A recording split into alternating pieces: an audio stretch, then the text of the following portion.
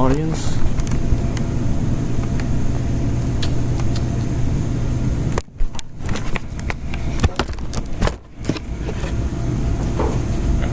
Thank you guys for coming out.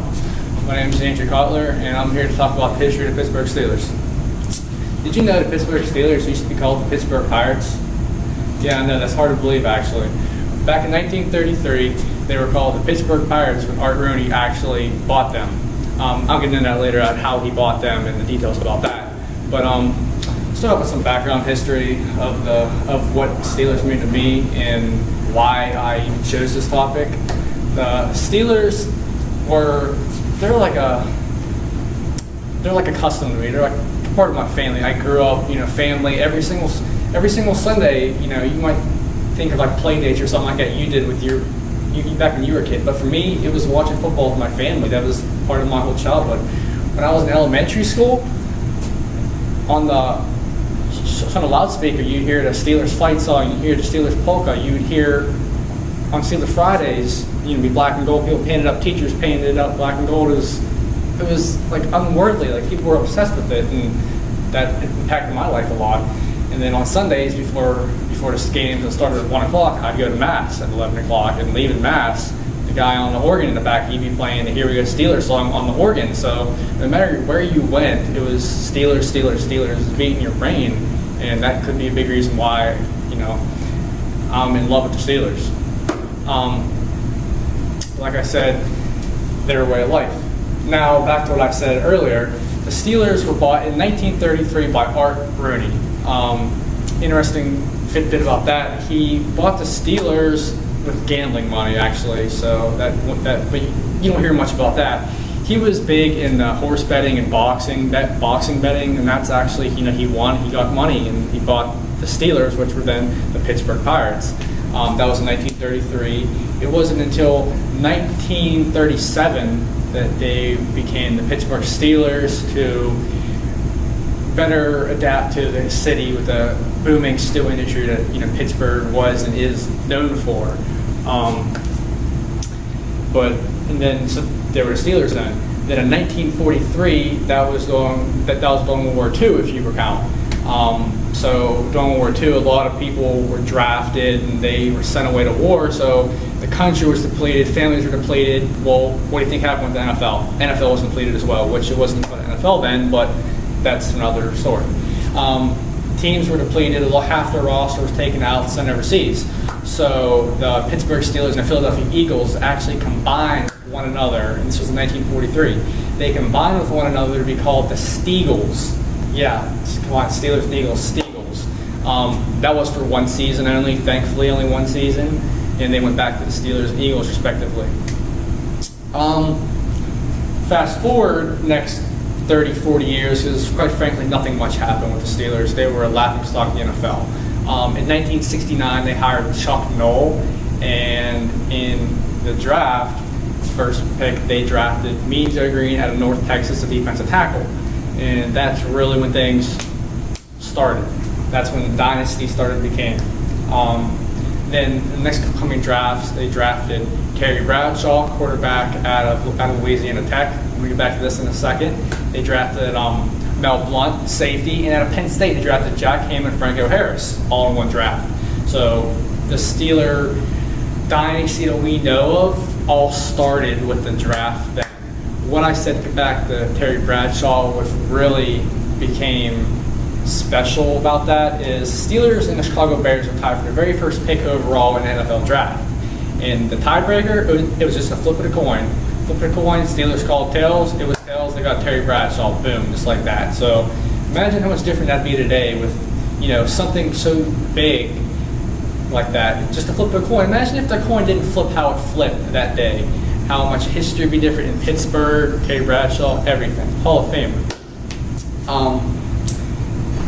Like I said, that was the blueprint of the Steel Curtain.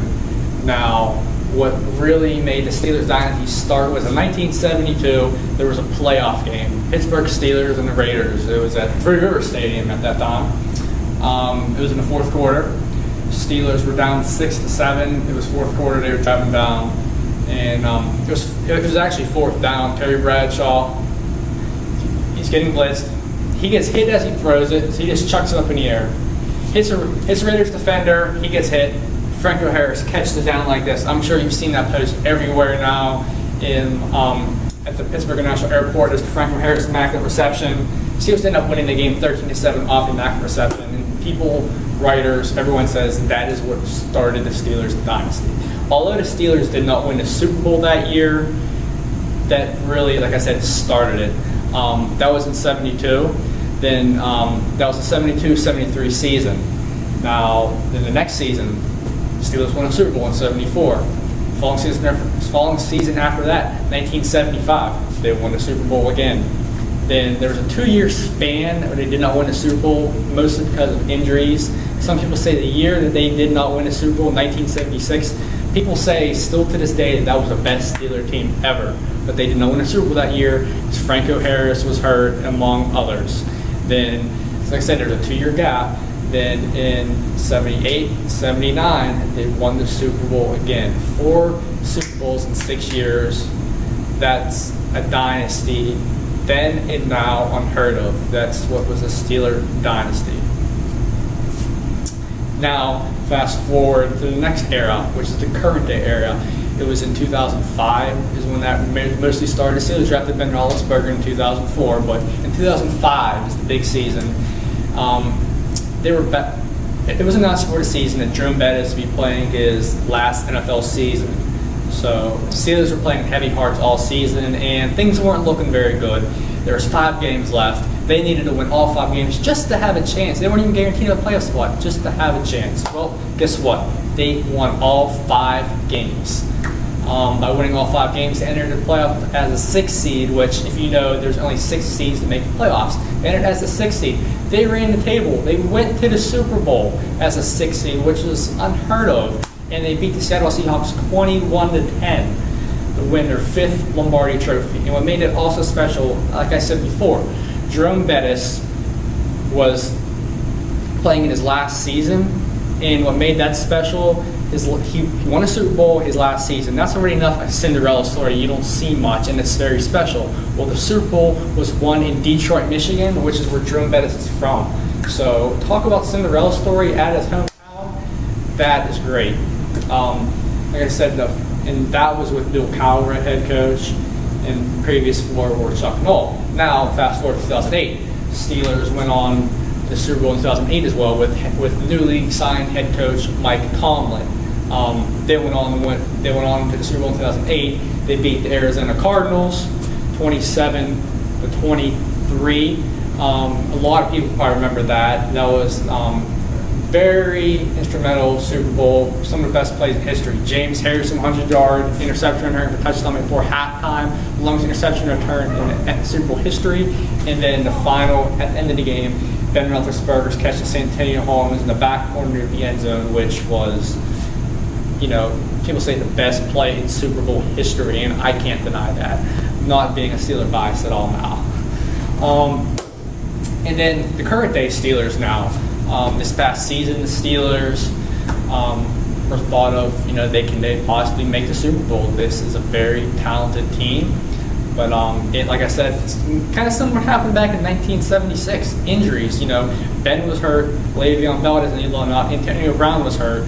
So a lot of injuries. Now, this upcoming season, hopefully everything that I talked about here becomes outdated because Steelers in Vegas right now, the Vegas odds are currently Steelers are the #1 favorite to win the Super Bowl in the upcoming 2016-2017 season. So, we'll see.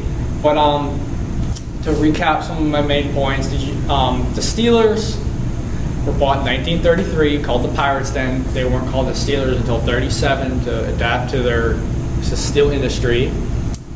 Then 40 years of losing.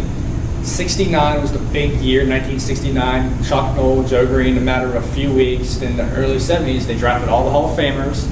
4 Super Bowls in 6 years in the 70s. Then, 2005, Cinderella story with Jerome Bettis winning Super Bowl in his hometown. And in 2008, Super Bowl touchdown catch, Ben Santonio Holmes, greatest plays in Super Bowl history. Now I hope everybody knows the difference between the Steelers and the Pittsburgh Pirates.